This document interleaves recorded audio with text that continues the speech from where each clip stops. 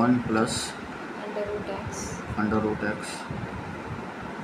X minus, अच्छा देखो ये जो 3/2 है ना, जी 3/2 ये कैसे आता है? ये 1 प्लस 1/2 को जब हम सॉल्व करते हैं ना तो 3/2 आता है, जी ठीक है।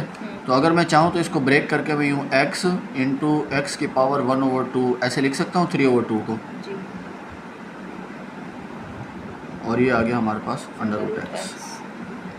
अब क्या होगा? अब ये होगा 1 प्लस अंडर रूट एक्स आ गया as it is.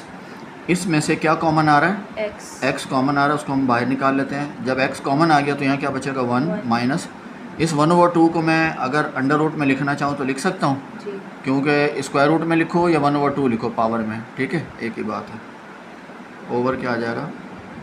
Under root x. X इतनी बात समझ आ गई है? जी ठीक है।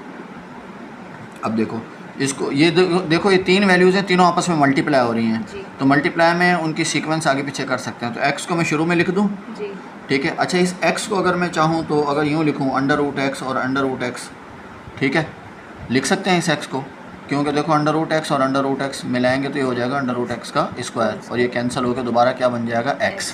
इसका मतलब अगर हम x को इस तरह दो दफ़ा अंडर रूट एक्स में लिखना चाहें तो लिख सकते हैं, ठीक है। जी यहाँ पर फार्मूला आ रहा है a प्लस बी और a माइनस बी, तो ये बनता है a का स्क्वायर माइनस b का स्क्वायर। इतनी बात समझ आ गई है? जी ओवर अंडर रूट एक्स आ गया। ये अंडर रूट एक्स इस अंडर रूट एक्स से क्या हो जाएगा? कैंसिल हो जाएगा। बचा हमारे पास अंडर रूट एक्स, यहाँ पर आ जाएगा 1 का स्क्वायर 1, और ये से कैंसिल होकर दोबारा क्या आ जाएगा? x। इतनी बात समझ आ गई है? जी ठीक है, ये आ गई y की वैल्यू। अब ये अंडर रूट एक्स इससे क्या हो रहा है? मल्टीप्लाई। अंडर रूट एक्स को 1 से मल्टीप्लाई करेंगे तो आ जाएगा अंडर रूट एक्स माइनस, अब देखो ये अंडर रूट जो है ये किसके बराबर होता है? 1/2 के बराबर, ठीक है। x और x जब ये मल्टीप्लाई होंगे तो इनकी पावर्स क्या हो जाएंगी? ऐड। इसकी पावर है 1 और इसकी पावर है 1/2, तो इनको प्लस करके दोबारा अगर हम लिखना चाहें तो 3/2 लिख सकते हैं। ऊपर मैंने आपको बताया था 3/2 को ब्रेक करके लिखना चाहें तो 1 प्लस 1/2 लिखा जाता है, और अगर ज्वाइन करेंगे 1 प्लस 1/2 को तो 3/2 बन जाएगा, ठीक है।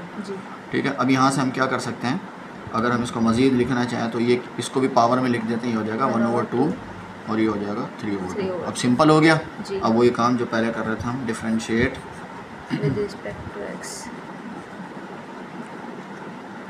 विद रिस्पेक्ट टू एक्स तो ये हो जाएगा भाई dy over dx equals to d over dx, x की पावर 1/2 माइनस